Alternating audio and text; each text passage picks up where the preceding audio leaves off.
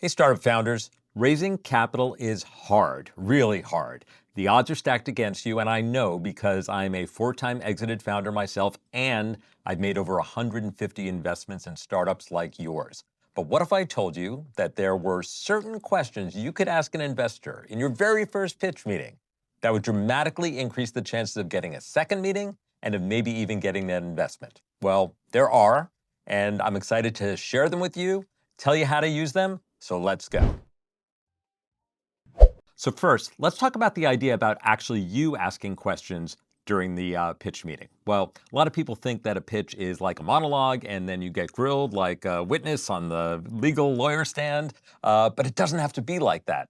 The thing is, when you start asking questions, you turn it more into a conversation, a give and take, and you let the actual investors speak their mind. People like to hear themselves talk and talk about themselves as well. So that's a little psychological hack there, but that's one reason. Number two is you might actually get interesting information that could be valuable in getting that next meeting or in moving the investment forward if it proceeds. But the third thing, and this is the one nobody talks about, is it redefines the power dynamic so that, it's not like you are there begging them for their attention and for their money. No, it shows that you value your time, you value their process, and you want to figure out the best way for you to work together. So it turns you into collaborators, not into a beggar and a giver. So let's talk about exactly what those questions are.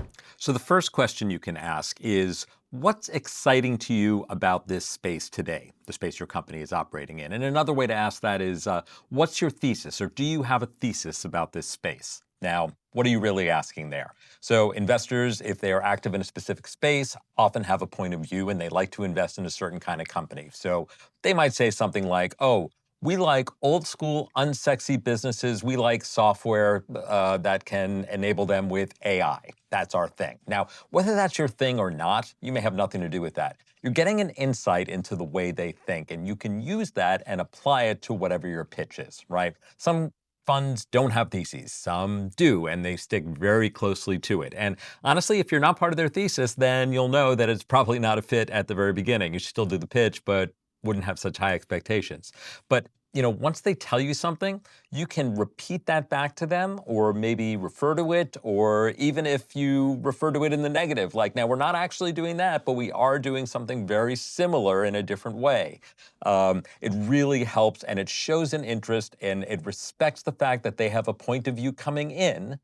And then you need to know, are you going to actually affirm that point of view and roll with it? Or do you need to gently nudge that point of view to come around to yours? The second question, and this is a great one, is what other investments have you made in this space and what can I learn from them? So they love this question, right? So you can preface it by saying, now, of course, I've researched your portfolio, but I'd love to hear from you. So what they're doing there is they are telling you exactly what their interest in the space is, what their positive and negative experiences have been, and how you can react to that. So you may look at some portfolio company of theirs and assume like, oh, well, that's a successful company, therefore, but they may tell you, oh yeah, actually, it's not that successful, they're having a hard time. So they will give you signals about what kinds of things they care about the pitfalls in similar companies. And then when you're doing your pitch, you can be very careful to avoid making claims about things about those pitfalls, to make sure that you can highlight that you're aware of possible pitfalls. There's no problem with that. And also that you can piggyback on the successes. Just like Company X did this, we want to do this for something similar, but even different or better because we're special. And that's a really powerful way. And also it shows an interest that whenever it's just like talking at a party to someone. You want to ask questions about themselves, and that's the easiest question for them to answer. They don't even have to think. They feel smart, and they're glad that you're asking. So it's a real win-win on that question. I highly recommend that you ask that. Okay, the third one, you're going to thank me for this one, because there is so much heartbreak when you've had what you think is a good pitch meeting, and then a process goes on, or it stops and starts, you get ghosted. This is a really good way to try to flag whether that's a thing that's going to happen to you. You can ask, what is your internal process like and what does timing look like, right? So no one's going to tell you that, oh, it's chaotic and I don't have any power to do anything. But more likely they will actually tell you, well, um, I need to tell two of my partners about this. And if they're interested, then we'll have a second meeting with the broader team. And then I'll bring it to the investment committee for a first read. And then they'll come back with due diligence if they want to proceed. And the whole thing, realistically, is going to take 6 to 8 weeks. Because if you don't ask those specific questions, they'll just say, oh, yeah, we're really excited. We'll get back to you next week. But they respect the fact that you understand, like, the way a VC fund works. They don't just like make a decision in 48 hours. Some do, but that's very rare. This lets you pace your fundraising efforts with a realistic sense of how likely someone is to get back to you quickly, and to have a process that makes sense. It's another form of like flipping the script on the psychology so they don't hold all the cards. So you have insight into their process, and that's going to help you out as you manage everything about your fundraising. Okay, I've got two more questions for you, and these are the most important because they're the closers. This is one that a lot of people don't have the nerve to ask, but I'm telling you, it will pay off if you can bring yourself to do it. At the end of the meeting, ask them, based on what you heard today, what is your level of interest in this investment? Wow. Most investors would rather just leave a meeting and say, oh, that was really interesting. I enjoyed meeting you. Thanks. We'll get back to you. But no, if you ask them that specifically, they will often tell you what they liked and what they didn't like, and again, what their process is. And they want to be asked, right? And they will give you, for the most part, an honest answer. They're not going to look you in the eye and lie. These aren't bad people. They just kind of want to not ruffle feathers. But if you ask them specifically, what is your level of interest? They will probably tell you, and if it's a little bit vague, you can read between the lines. Think about how helpful that is to know.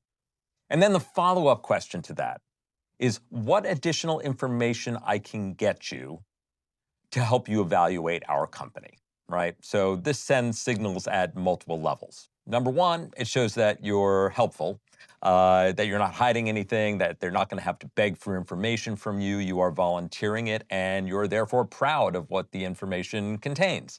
But also, it shows that you understand that this is a structured process, that they're going to want more information, and you're making it easy for them. You're volunteering them. You're almost holding them accountable.